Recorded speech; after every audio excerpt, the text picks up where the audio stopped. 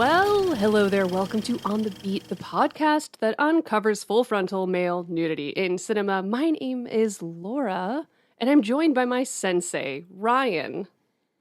Hello. Wow. Hi. We are here to talk about the 2019 martial arts black comedy film, The Art of Self-Defense, directed by Riley Stearns, starring Jesse Eisenberg, Alessandro Nivola, and Imogen Poots. Yeah. That's right. I am your sensei. How much do you think you've learned from me? Not nearly enough. That's a good answer. Yeah. That's a really good answer, because I was basically on my way to being told that I'm a nothing entity. Oh, by whom? By my wife. Oh, no. Yeah, you were about to say, you were going to say something. Anyway, I did a roll switcheroo on you. You did, and now I'm a little confused. Well, so you're going to have to work within yourself. I shall. Look within, as Casey does in this movie. Call for help. Okay, so the synopsis that I pulled from Letterboxd is, Casey is attacked at random on the street and enlists in a local dojo led by a charismatic and mysterious sensei in an effort to learn how to defend himself. What he uncovers is a sinister world of fraternity, violence, and hypermasculinity, and a woman fighting for her place in it. So I'm going to get this out the way first. Do you smell that? What is it? It's the stench of something imitating something else. That's what it is. This film, I'm getting out of the way, is that this film reminds me a lot of Fight Club. Okay. It does a lot of Fight Club things in it. And yeah, it kind of removed a lot of the enjoyment for me by making those pretty distinct sort of comparisons that I wasn't kind of really a massive fan of. Is someone not allowed to write a film about masculinity in a time 20 years after Fight Club came out? Especially during what it was written during a really definitive part of the Me Too movement and trying to discover what masculinity and what maleness is in a world where maleness and masculinity is vilified. I mean, if that's the story you're writing, that's okay. But I mean, maybe hide the fact that you've seen Fight Club and then you start copying scenes and stuff that's from that movie. What scenes are copied then? There's that bit where Imogen Poots beats the shit out of that person because he thinks they're better. And that scene's taken straight out of Fight Club. Well, he earned his black belt when she clearly deserved it more. But she didn't get her black belt because she is a woman. And she was jealous, so she beat the fuck out of him. She needed to prove that she was stronger and better, which is a different reason than what happened in Fight Club. He wanted to destroy something beautiful. She wanted to prove her worth. I mean, the minute it goes to night class, it's like, okay, this is a little bit like Fight Club. And then also he's like, oh, I'm going to change my personality and do certain things. It felt exactly the same. Like, to me, it felt the same. It felt very similar. And I think anyone who's out there saying, no, that's not the case. I'm like, come on. Stop lying to yourself. Riley Stearns said that Fight Club did not enter his mind at all while writing this script. Okay, and I will give you his reasons for writing this film. That's very convenient, though, isn't it? Of course, if you get a first-person quote from the guy who wrote it and directed it, he's not going to say, like, Fight Club entered my mind maybe once. You know what I mean? It doesn't make any sense to me. Well, before I dive into his origins of this story, because he wrote this story. He did, yeah. I would like you to tell us about this director, who is almost our same age. Yeah. Riley Stearns, American filmmaker. He's directed 3 feature films. He did Faults in 2014, The Art of Self-Defense in 2019, and Duel in 2022. That's not duel as in like the truck or the, fighting to the duel. That's duel as in two. Because I know how much I mumble. His short film Cut Up from 2013. It was his first film to screen at Sundance. Stearns is a black belt in Brazilian Jiu-Jitsu, and he won the bronze medal at the 2022 ADCC Open in the 70 kilograms Masters Pro division. Wow. Yes. He was married to Mary Elizabeth Winstead for a spell. She was in a couple of his shorts in his first feature film.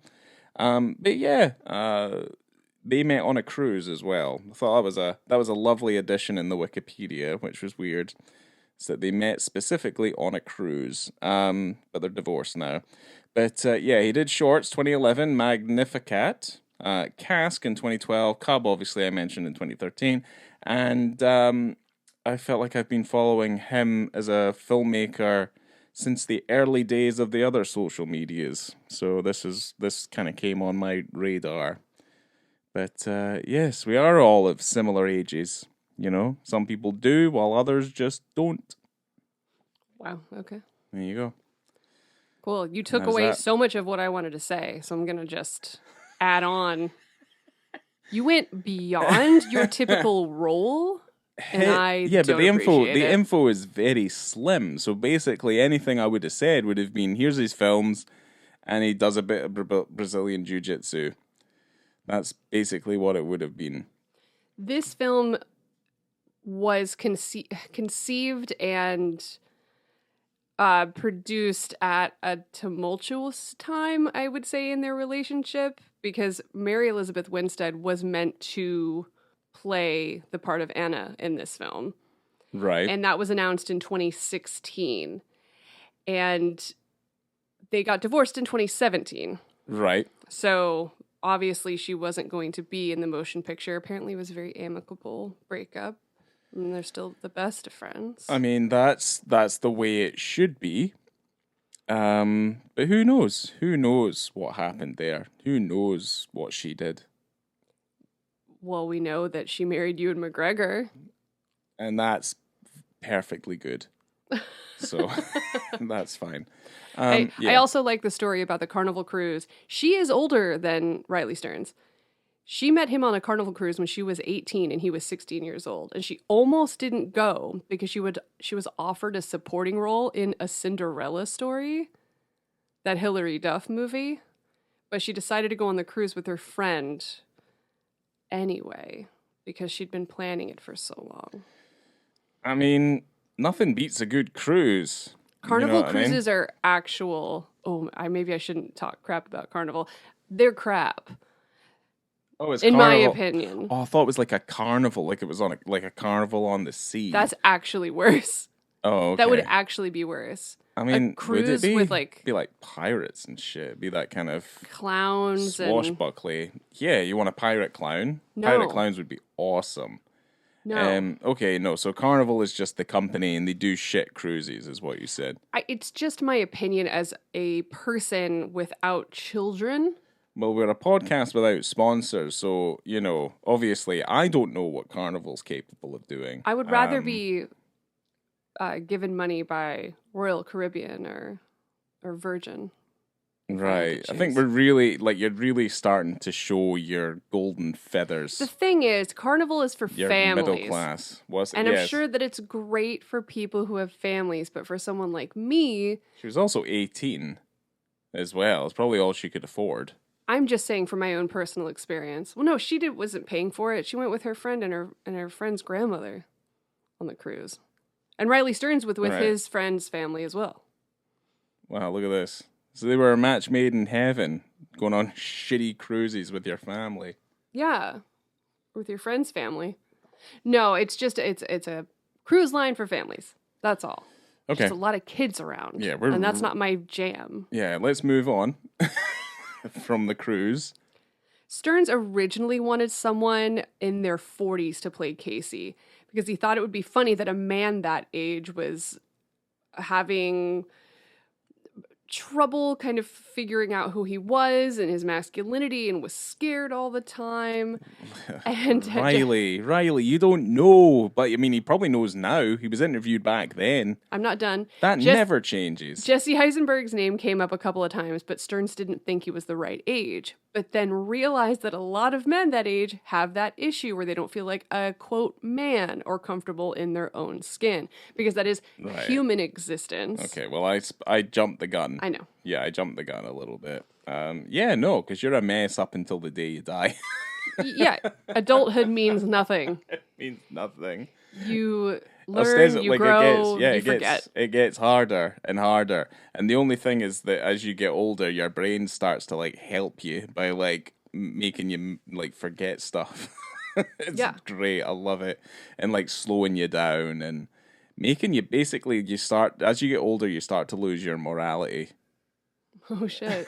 Yeah. So like that thing you wouldn't have said in your 20s, you're kind of braver to say in your 40s and 50s. Well, I think that comment really lends itself to the script itself because everyone except for Anna, the only female character. Everyone is black and white. Everyone says exactly what they're thinking without any consequences, I guess. I refer to the style of writing in this movie as like very matter-of-factly. Yes. Like it's very straightforward. And it's kind of like a weird tone thing. Because I don't think the rest of his films are written like that. At least Faults definitely isn't written like that. Correct. So yeah, it kind of like the way the dialogue is, it kind of makes it feel a little dystopian. Yeah, no, I agree. He said that he wanted to make his film, like this one in particular, as though it was like an inch off the ground, where it's slightly heightened but grounded. So there's like consider it like an inch of space between your feet and the ground. Like that weird liminal space in between where you can kind of like grasp what's going on, but it's slightly off. It's like Float in Final Fantasy VIII. Sure. Yeah, or in the Final Fantasy games in general. You know that. That was in 6 and stuff as well. Oh, yes. You use Float to avoid any ground earthquakes. Trouble, yeah. Yeah, like earth attacks. So Riley Stearns is implementing the Final Fantasy Float. Yeah. In order to create this interesting space in which we live in this film. We're big nerds. Yeah. Massive nerds. Well, that's also because he didn't want the movie to be kind of pigeonholed into an era or a time, right? So you're not having someone with like a particular iPhone so you can date the movie. Yeah, no, I would get it. Yeah, the iPhone. Like, how long has the iPhone been in existence? Like, more than 20 years or something at this point? Oh, at least. Yeah, so that's a whole 20-year span that you can't figure. You know, it's not the 80s. And they change so often so that you really could pinpoint exactly the year that a film is just by looking at someone's cell phone. I guess so, yeah. Because that's the thing. If it's an iPhone, you're just kind of like, they've just duped a bunch of consumers into getting the same phone over and over and over again because it's never changed the design like ever. So it's always been the same thing. Well, there goes our sponsorship from Apple. Great. I doubt that would ever happen. I doubt that'll ever happen. Well, the computer monitors are CRT. You know, you don't see a cell phone anywhere. Everything's just kind of an interesting... There's a lot of wood grain in the dojo. Which doesn't really necessarily pinpoint a time frame either, because our house is full of wood. Exactly. So, yeah. But I think that's an interesting way of doing things, so you can't pinpoint. And, you know, everything's quite generic. You know, the dog food he buys for the dog says dog food. Yeah. And the karate dojo is called karate. The dog doesn't even have a name. No, he doesn't. That's why it's... That's why you don't feel so much for the dog. I do feel for that dog. That dog is adorable. Dog's is lovely. Like the tiniest little dachshund. Yeah, little dachshund. What a little sweetheart. So anyway, I think that I might have skipped over the fact that they obviously cast Jesse Eisenberg in this film because he seemed to really kind of grasp the concept once they kind of realized what they were going for and how his sensibilities could really lean into that character. Right. And they shot the film over 25 days in Kentucky. Okay. Yeah. Imogen Poots and Jesse Eisenberg trained together before production started, and they had quite a bit of time to do so. But Alessandro apparently only had a couple of days to practice with their stunt coordinator before they shot the film, just due to scheduling issues. But he has to do the most work. I mean, he has to do the most karate. He's been in some action movies. He knows what's up. Yeah, apparently he's incredibly fit and he keeps in shape, and so he really grasped that very well. Yeah, no, that's yeah. He was in Face Off. He's the weird brother. Yeah, he's one of those guys that really, really blends into his roles.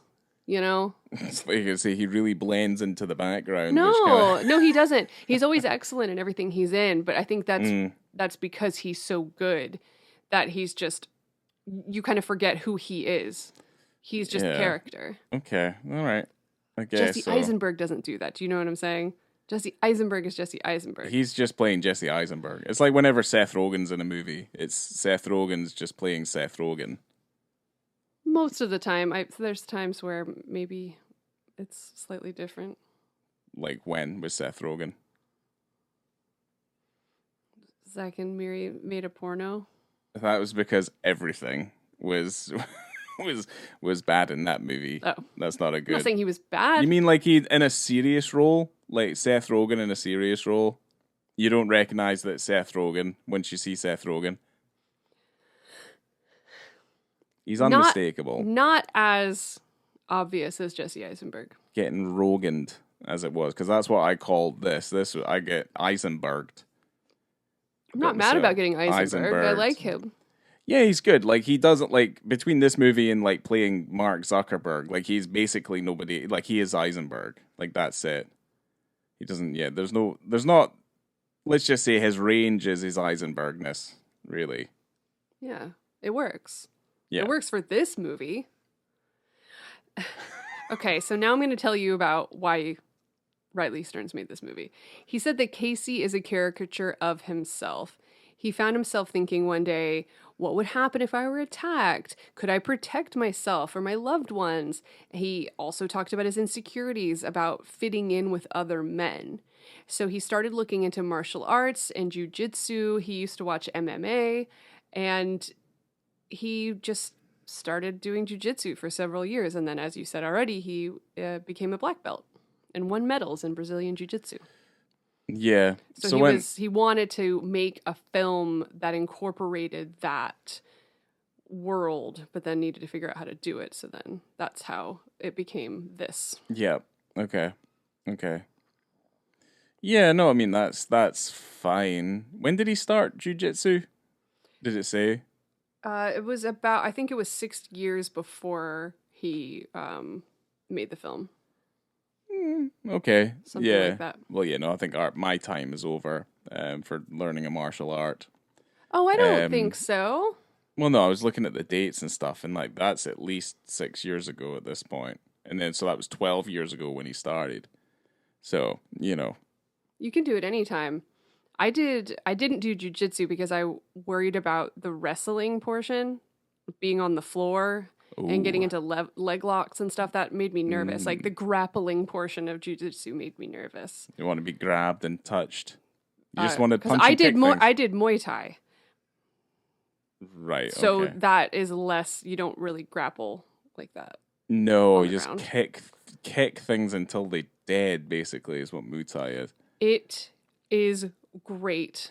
It's really fun to punch stuff. But yeah, I'd always wondered what it was like to get punched in the face, and now I know. So, yeah. It's not good for people with contact lenses. Like, if you punch someone in the face with contact lenses, they're going to lose their contact. And then they're blind, so then you have an advantage. Yeah, and then you just kick them till they die, basically. Muay Thai. Or until they're incapacitated, and then you run away. Which is what I would do. Yeah. Oh, I'll never forget when someone didn't believe that I knew how to throw a punch. And so I did a nice right hook into someone's arm, and it left a bruise like so big on their arm. It was there for weeks and weeks and weeks and weeks. And he was so embarrassed to admit that I genuinely hurt him. He's like, don't pull the punch. Do it. Maybe this guy needs to go and get himself into a karate gym and learn how to be a man. Emasculated by a woman. Yeah, exactly. So you can just throw down, get his belt on, and just start fucking things up. I see now that her being a woman will prevent her from ever becoming a man. That was one of my favorite lines from this movie. Yeah, it's an odd It's an odd thing. It's an odd movie. Like it does have its moments. I think there is a collection of interesting things, and it did make me chuckle a couple of times. But I think the minute I start using like the words chuckle and like couple of times and all the rest of that, well, you know this isn't one of those movies.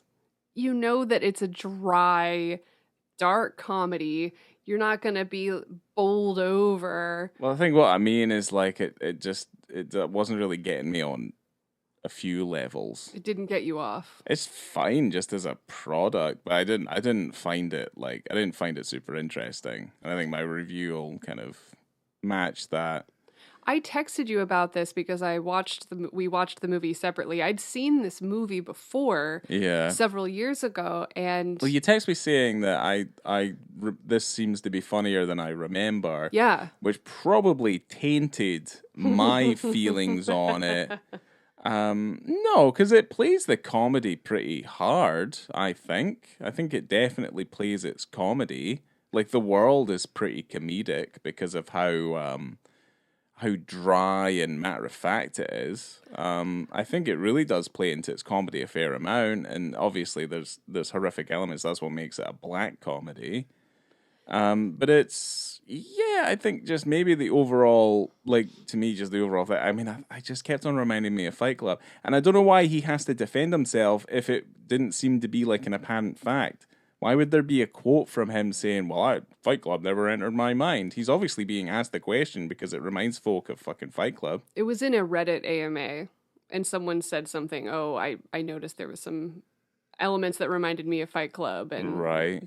You know, or did you base the character of the sensei off of like a Tyler Durden? And he was, I honestly didn't, that didn't come into my mind when I wrote it, which makes sense considering the origins of why he wrote it in the first place, why Fight Club wouldn't come into it. And he's also very adamant that he only writes a first draft of a story, and that's the draft. That's the story. It doesn't go through 1,000 rewrites. What he wrote is what they shot. Maybe albeit a different, I don't know. Maybe some, I don't know. lines of dialogue. I don't know. It's going to be the last time I bring it up, but yeah, I don't know. It's there's something smelly, something stinky. That doesn't bother me if something reminds stinks. You of Fight Club. Yeah, but it's like it almost hangs its hooks on it just a little too much. And if it's doing it unconsciously, that's crazy, because that kind of means to me that like he found this framework of a story and he's like unconscious of it, but it's obvious that he was conscious of it. It's strange, or it's like the story framework was like can only work this one way, which is unfortunately, makes it feel very similar to something else. I don't know, but like again, it's the last time I'm going to bring it up. That's all, because again, the film does do some things that are interesting. Like I said, the dialogue's interesting. They refer to France as weak and they surrender easy. I think that's a fantastic line of dialogue. I too, like Casey in this film, am afraid of men and am learning French. Yes. I found a lot of similarities there. Like I like the opening to the movie where it's obviously like he knows French enough to be, be insulted by the French speakers as like a masturbating loner, which I mean they weren't wrong, but like it's like there is some interesting stuff in it. I just wasn't like super interested in the story. Save that for your review. All right. Yeah. No, that's fine. I do love the fact that I watched this years ago. I gave it a 1 star on Letterboxd. Right. Well, I hated it. I don't remember exactly why, but I hated it. And just watching it again, I don't know. There's something about time and place, setting, what I ate that day, like the company I'm with, how hydrated am I? Like if I'm going to like a movie or not. It's interesting to me that I hated it. And now I watch it and I go, huh. It's just interesting that you can watch something at a different time and place and really enjoy it. Yeah, no, because I watched it at work. Or I watched like the majority of it at work, and I was I was interested to see how it ended. Because on Letterboxd it was kind of like the ending was almost sort of spoiled for me a little bit. And like obviously everything in the writing, the secular nature of the writing and like the lore and the history of this dojo and stuff like that started to come into started to obviously come into focus, which I thought was quite interesting. It's like they didn't learn that technique. He just shot somebody in the head and then put his finger in there. Amazing. Like I thought that was pretty funny. Like I thought that was very good. Yeah, I agree. But then there's other things like, he snaps Henry's arm. Henry's one of the other frequenters of the dojo. He's a blue belt.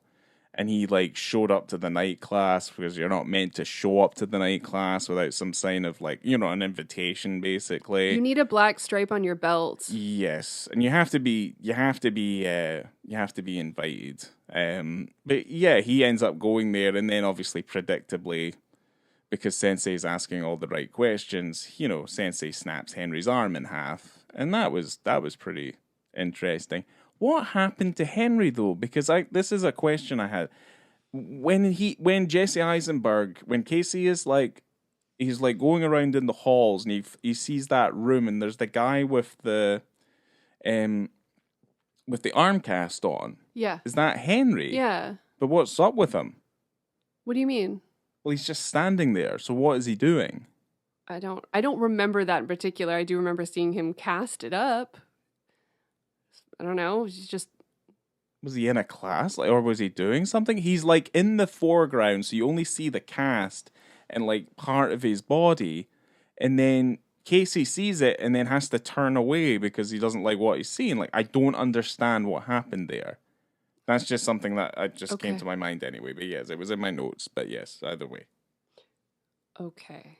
I'm sorry. Yeah. No, that's cool. I'm confused. Confused. So as they did have stunt coordinators and they had stunt people to help them, obviously with all of the karate and the jiu-jitsu they were doing, yep. Imogen Poots did most of her own stunts. So they tried it with their stunt person and it was fine, but then Imogen was like, it's not like she was pushing to do them herself, but when she did do them, it looked better. So she ended up doing most of the ones on camera, except for just one particular one during like the fight with Thomas, where she had to do kind of like a leg lock hold. No, she was something, because like a complicated, slithery movement that she had to make. Right. Yep. So that apparently was the only... Slithery. the only move or stunt that she wasn't able to do in the film. Okay, well, I mean, that makes sense. It does make sense. Because I think the fight, whatever you want to say about the fighting, but the stuff that you do see that's meant to be like proper fighting, yes, that stuff's actually pretty decent. Because seeing Jesse Eisenberg flail around in slow motion is not exactly... I like that sequence, but it's not exactly my idea of a good time. Now, there's a couple things I want to talk about before, like the porn on the computer. The Male magazine. And the Man magazine. Yeah, the Man magazine. I loved that Man magazine. It was just guns and tits. Guns and tits, yeah. Awesome. And then obviously when he starts to act like a hard man, like he's full of masculine energy, it's just when he's in the office at work, just on his screen, it's just a JPEG of tits. Yeah. And he starts learning German because it's a hard language, not the feminine French. Yep. Oh, that's so good. He has to listen to hard metal. What was the music he listened to when he asked him? It was adult contemporary. What even is that? Yeah, I think it was adult contemporary, and I don't know what that means either. No, me either. Because is he's that like, Bruno Mars? It should be metal. Is Bruno Mars adult toughest music there is? Is that Bruno Mars? I don't know. Like contemporary. He's like Googling pop. It. Well, it's like, I just label that stuff as like pish. If it's like contemporary, it's probably just pop. Yeah. Oh my God, is adult contemporary yacht rock? Oh no. I'm not sure. That's full of masculine energy. Yacht rock? It's mostly listened by men because it repulses women. Yacht rock. Carole King, Cat Stevens, James Taylor, Bread, Toto. Okay. Oh no, I love Toto. Air Supply, Fleetwood Mac. Oh, is this adult contemporary? All slightly, that's what they would refer to as weak music. Oh, God. Yeah, weakness. I don't feel weak. I feel like a real man. Yeah, just stick on some King Diamond or some some Nile or something. Oh my gosh, now it's like Boys to Men. Yeah. Savage Garden. Yeah. Enrique Iglesias. Phil Collins. Oh, God. That's a sacrifice I'm willing to make to become the masculine man I really should be at this age. Phil Collins is great. All right, well, you know what? If that's adult contemporary, then sign me up. Sign me the fuck up. Let's talk about this penis scene. Yeah. It's so weird. Okay. And I've got problems with it. So this is... We do have problems with it. 57 minutes and 3 seconds into this motion picture. Almost pretty much halfway. It's a little... Almost, yeah, it's like, what, an hour 45? Hour 45, so it's just a tiny amount over, like 5 minutes over or something. Before it's like halfway. So it's like 142 or something. Oh, it's 104 minutes. Huh. Yeah, an hour 42 or something. Not bad. Yeah. But anyway, yeah, they do the cool down after. So Imogen puts night class, right? Yeah, this is where the Fight Club starts to get a little bit too apparent for me. So anyway, this is the night class, and we've had all that, and then Poots is fighting with her, the person who denied her black belt. I think purely based on the fact that he's a man. Yes. So she fights him in a duel. Not a duel, a duel, as in a fighting duel, and fucking beats the fuck out of him. And the Fight Clubby thing about it is when she starts just like punching his face until there's nothing recognizable there.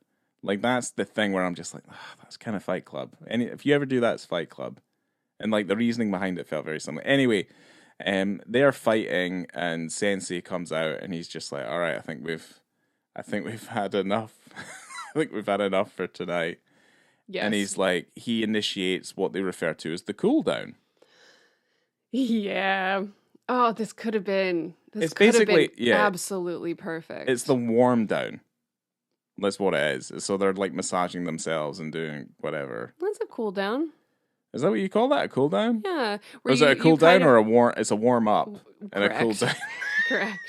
You're warming your body up, and then you're bringing the temp back down. Your heart rate. A warm down. A rub down is maybe. Yeah. Right. I think it's rub down. Yeah, I fucked up. Anyway, so they initiate the cool down. So you have Casey standing there. They were all standing in a line. He's in the background, and he's not 100% sure, obviously, what the cool down is. Yeah, so there are no instructions. It's trial by fire, and the other members of the night class, I'm called nightclub, the night class. You don't say. They start taking off their, what's it called? Is it called a gi, or is that your belt? I think it's the gi. Yeah, it's the gi. Maybe that's the gi. Oh, I used to know this. I play Street Fighter all the time. Right, hold on. We're going to find out. Okay, you can find out. So they start to undress, and there's 3 main guys that you can see undressing, and everyone gets to the part where they have underwear on.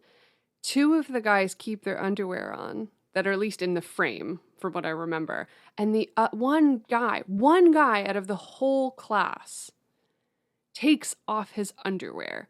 Only one. And it's very strange to me because it would have been absolutely perfect and shocking, of course, to the character of Casey if all of these men got fully nude and started massaging each other. So we'll put a pin in it there because you are right. We are right. It is the gi. Oh, thank you. Is the overall, because the belt's called the obi. Ah. And then there's obviously other parts where they separate like from the jacket to the pants and stuff like that. So it's all completely different. But anyway, yes, it is the gi because it's the karate gi. Right. Is what it is. So they just refer to it as the gi. But yes, there you go. Continue onwards. Wonderful. So it's just the fact that you have one man out of the whole night class that gets fully naked to do the cool down whilst all the other men are just wearing their underwear. Which is odd. Yeah, it is odd. Because the thing that would make it better, because that's the thing, like, otherwise, if they're, here's the thing, it has to be all of one or all of the other. Now, if it was all of the other, we wouldn't be talking about it at all. But it's like, if they're all just standing there in their underwear, that's not as weird, is it? As what happens here. Because really, for it to be like the best it could be, is like all of them have to get naked. Yes. And it's like they've all been told by the sensei, it's like, no, you can't be wearing any clothes during the cool down, which is something I think these folk would believe. So they just get naked for obviously no apparent reason whatsoever. But yeah, just the one guy in the middle of frame. Because I'm waiting for because that's the thing. It only had to be those two that are in frame that just have to do it. But yeah, he takes off his pants. It's all in the wide shots. So you see it really clearly. And obviously then the guy behind him doesn't take his pants off. Right.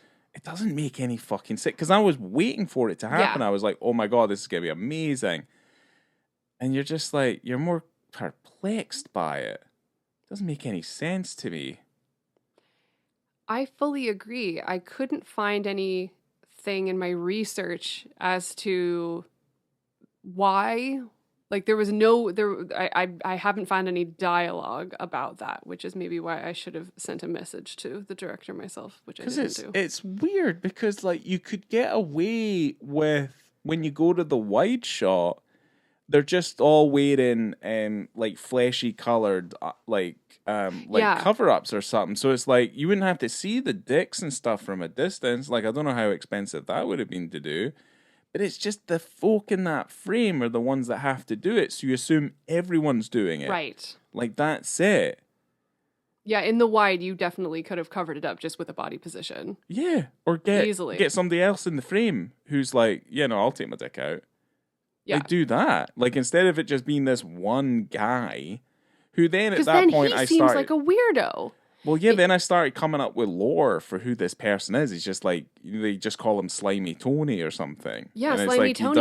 He does that every cooldown, and they're just like, oh, and like they're like, I've got to massage Tony well, it's not again. That. Like they're raising up, and it's like the dick's gonna sit in like a weird way. It might even like touch your leg. Like, I don't know what's going to happen. So yeah, Sleazy Tony, and they're just like, oh God. Yeah, you don't want to be his partner. You do not. And the thing is they have a hierarchy there, so he's probably getting massaged by the same one.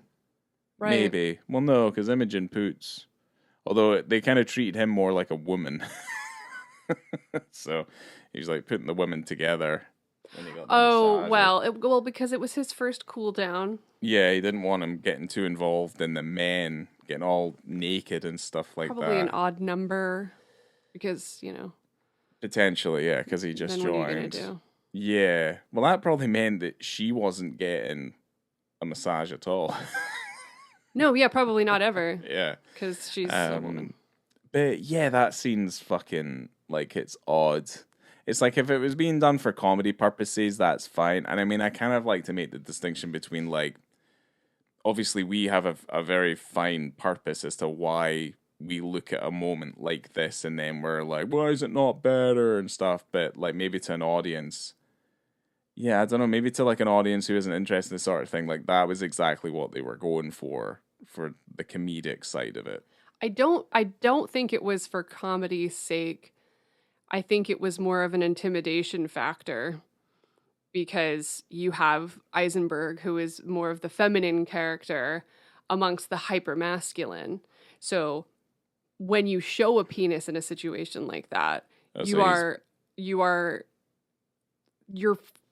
pushing your masculinity in someone's face, where someone like Casey's more trying to maybe find it or hide it in some ways. He's trying to discover that masculinity. So these men, the hyper masculine, are pushing it in his face, which is, I guess.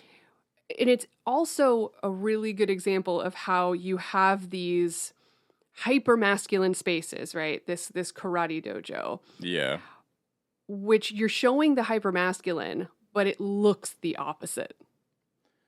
Because you have these men being does. pushed together. A lot of them are face to face, really close together, like when they have not the graduation ceremony, but when they go up a level in their belt color.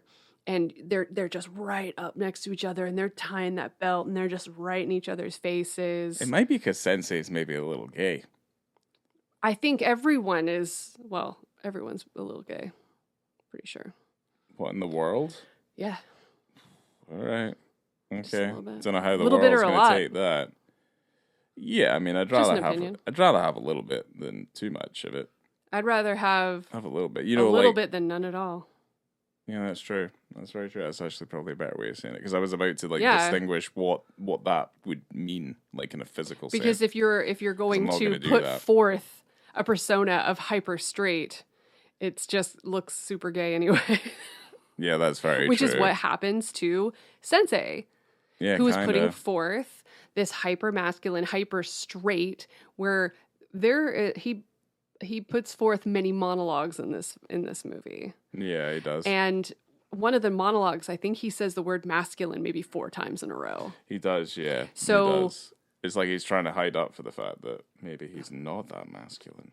He seems like a character that was probably exactly like Casey in his youth, that was afraid and didn't understand his own masculinity, and it's like a shroud. It's fake. Okay. It's all false. His name's Leslie. Well, yeah, that's the thing, yeah. You know? He humiliates him a boy at the named end. Sue. So you get the shit beat out of you by, quote, hyper-masculine dudes. Yeah. And then you have to learn to defend yourself. Yeah, the stick scene's still weird, though. Like, it's still odd. Doesn't make a lot of sense. Because, I don't know, is the guy who's getting fully naked, is he the one who's intimidating the most? Well, I guess he is. He is the most comfortable with himself. Because that's happened to me. Again, I've brought this up before, but this has happened to me at the YMCA, you know what I mean? Well, those are the men that are the most comfortable.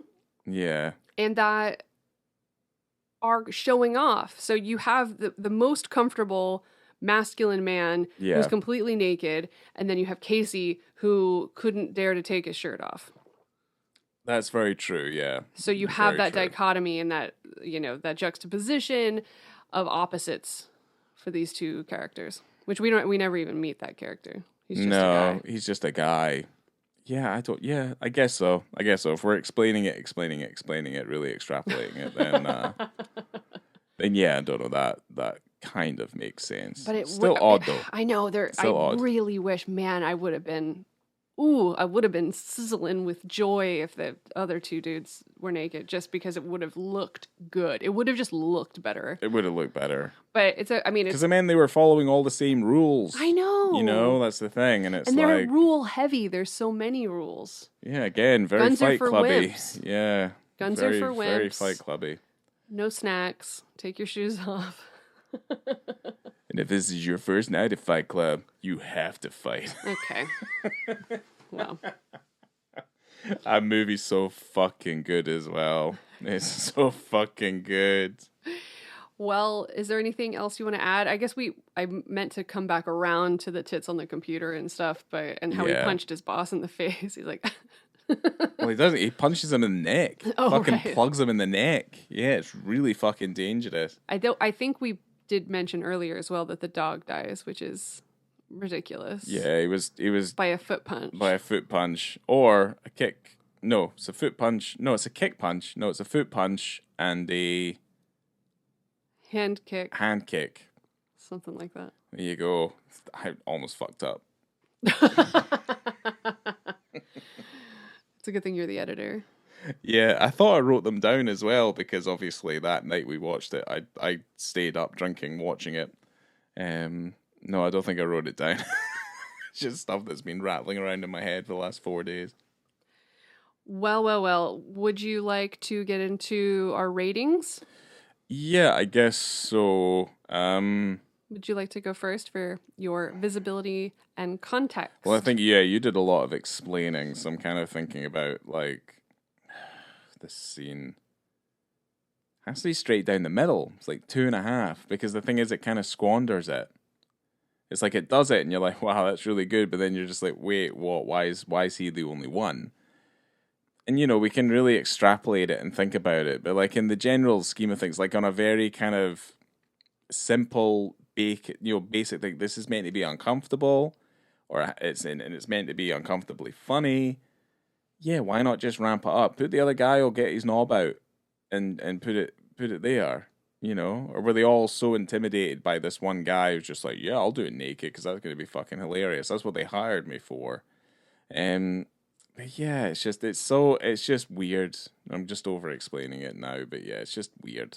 It's a weird scene. I feel like I kind of squandered something that could have been a lot better. So for visibility and context, I've been thinking about it all day, and I think I'm going to give it a 4, and I'm giving it a 4 on the benefit of the doubt here, because I'm hoping maybe there was something in terms of like censors, because censors are always going to be more willing to budge on violence, but not nudity.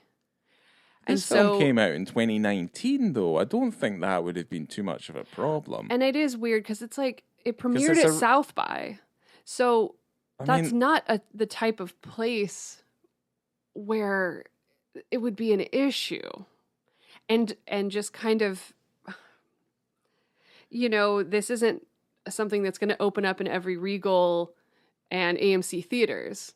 Do you know what I mean? It's a little bit more underground, a little bit more niche.